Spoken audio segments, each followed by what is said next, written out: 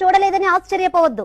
నీల రంగులు వేసుకొని లారీలపై వస్తున్న పానీపూరి, చాట్ మసాలా బడ్డీలను త్వరలోనే జగన్ రెడ్డి సర్కార్ యువతకు అందజేయనుంది.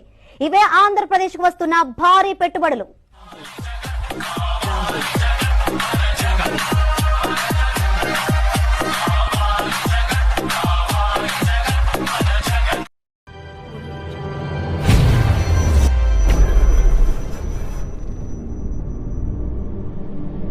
ఒక ముసలాయన ముఖ్యమంత్రిగా ఉండేవాడు. ఈ 73 సంవత్సరాల ముసలాయన్ను చూస్తే ముసలాడని హేళన చేసిన చంద్రబాబు ఎక్కుతున్నాడు, రాష్ట్ర వ్యాప్తంగా పర్యటించేస్తున్నాడు. కానీ నువ్వు మాత్రం కొబ్బరికాయ కొట్టడానికి కూడా నడుము వంచలేని కొవ్వు పట్టేసిన స్థితిలో ఉన్నావు. సరే తరలే, ఎన్నెన్నో అనుకుంటాం, అన్ని జరుగుతాయి ఏమిటి? మన హైదరాబాద్ తెలంగాణ రాష్ట్రం ఎందుకు దూసుకుపోతుంది? ఎంత గొప్ప రాష్ట్రం అయింది, ఎందుకు ఇంత గొప్ప రాష్ట్రం అయింది? ఎందుకని మంచి విద్యా సంస్థలు. ఇవాళ ఆంధ్ర పోయింది, ఆంధ్ర అవుట్ అయిపోయింది, సర్వనాశనం చేశావు. ఆంధ్రలో కూడా వాళ్ళు పెద్ద పెద్ద అంత కుల రాజకీయం చేస్తున్నారు. ఆంధ్రలో రెడ్డి రాజకీయం. అలాగా ప్రజలను మాత్రం ఎవ్వడు పట్టించుకుంటలేడు.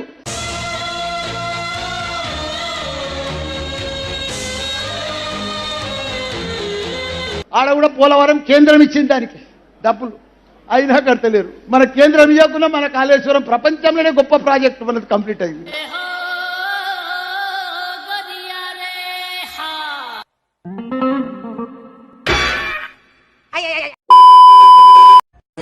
జనరల్ కింద పెట్టరా, నువ్వు ఇప్పుడే రాజకీయాలు ఎందుకురా, బాగా చదవాలి.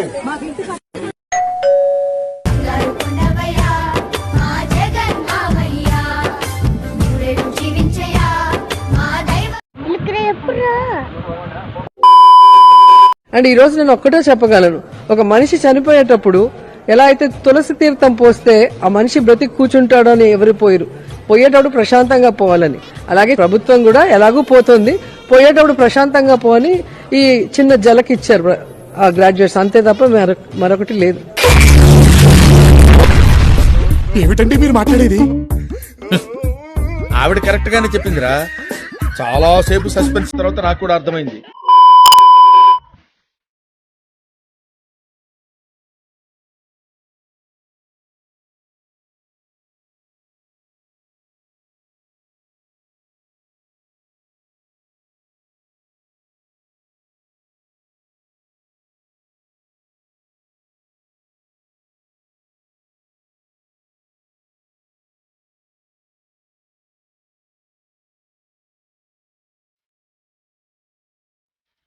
और अभी तो रुको, क्लाइमैक्स अभी बाकी है.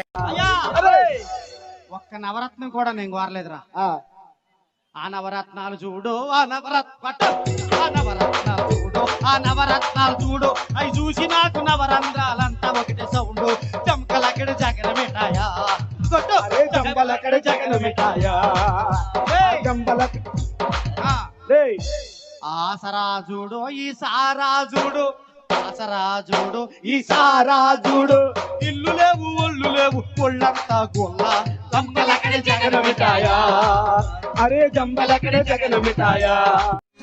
వాసిష్ఠ మైత్రేయ ప్రవరాన్విత వాసిష్ఠ గోత్రోద్భవస్య రామానుజ శర్మాణాం అహంభో అభివాది.